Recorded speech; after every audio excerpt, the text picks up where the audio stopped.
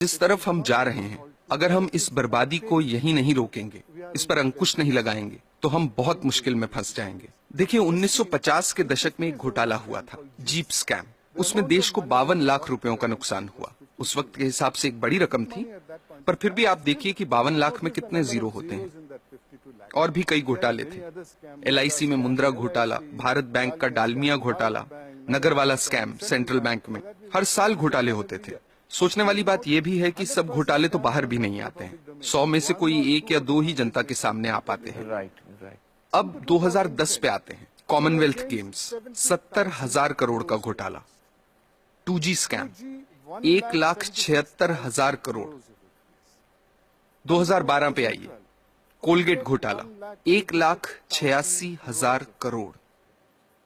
अगर 1,86,000 करोड़ रुपए का एक घोटाला होता है, तो देश की अर्थव्यवस्था पर क्या असर होगा, आप अंदाजा लगा सकते हैं। 1987 में देश के प्रधानमंत्री ने क्या कहा था, वो याद कीजिए। स्वर्गीय राजीव गांधी ने कहा था कि सरकार 1 रुपया गरीबों के लिए खर्चती है, तो उसमें से सिर्फ 15 पैसे ही उन तक पहुंचते हैं।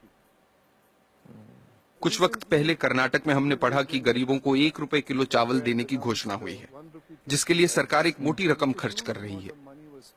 कुछ हफ्ते ही बीते थे कि अखबारों में ये रिपोर्ट्स आनी शुरू हो गईं कि जो पैसा गरीबों को 1 रुपए के हिसाब से चावल देने के लिए खर्चा जा रहा है, उससे जो चावल खरीदा जाता है, वो या तो एकदम सड़ा हुआ होता है, या जहां अच्छे चावल की खरीद हुई है, वहां उसे गोदामों से चुरा चुरा के प्राइवेट लोगों को दे दिया गया है। इस तरीके से पैसे की लूट हो रही है। कैसे बच पाएंगे हम?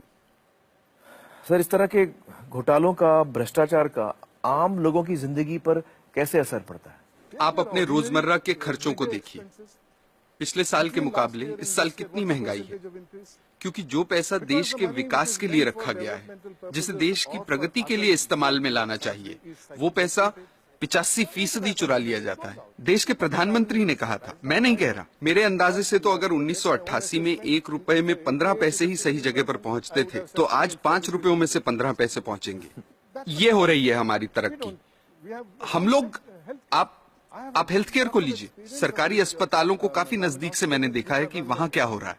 मैं आपको एक मिसाल देता हूं। 2010 में एक गांव की महिला डिलीवरी के लिए सरकारी अस्पताल आई। उससे पैसे मांगे गए, उसके पास पैसे नहीं थे। अस्पताल ने साफ इनकार कर दिया। महिला के साथ जो व्यक्ति था, वो पैसों का इंतजाम करने गांव भागा। फिर अस्पताल वालों ने महिला को कहा कि यहां मत बैठो, बाहर जाओ। वो बेचारी उस हालत में सड़क पार करके बाहर बस स्टॉप पर जाकर बैठ गई। जब तक पैसों का इंतजाम होता, बाहर उसी बस स्टॉप पर उसकी डिलीवरी हुई। ये किस तरह के समाज में जी रहे हैं हम? मुझे लगता है कि लालच तो एक बात है, लेकिन लालची होने के साथ साथ हम अपनी इंसानियत भी पूरी तरह से खो रहे हैं। हम इंसान से शैतान बन रहे हैं। हमें इस बात से कोई फर्क नहीं पड़ रहा कि दूसरे लोगों के साथ क्या हो रहा है। हर जगह, हर डिपार्टमेंट का यही हाल है।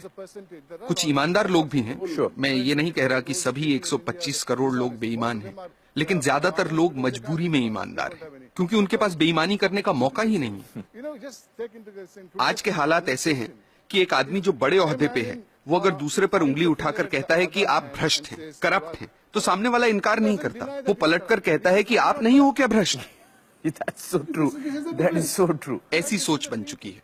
यहाँ जो नौजवान मौजूद हैं, उनसे मैं कुछ कहना चाहता हूँ। Sure, please. मेरी पीढ़ी के लोग अब हालात नहीं बदल पाएंगे। अब सिर्फ आप ही हालात बदल सकते हैं। और आपके लिए अच्छी बात यह है कि लालच सब सरहदें पार कर चुका है, सिर के ऊपर निकल गया है। अब और ऊपर जाने की जगह ही नहीं बची। आपके पास मौका है उसे नीचे लाने का। ये काम आपको जरूर करना है, मेरी खातिर नहीं, अपनी खातिर, अपने बच्चों की खातिर।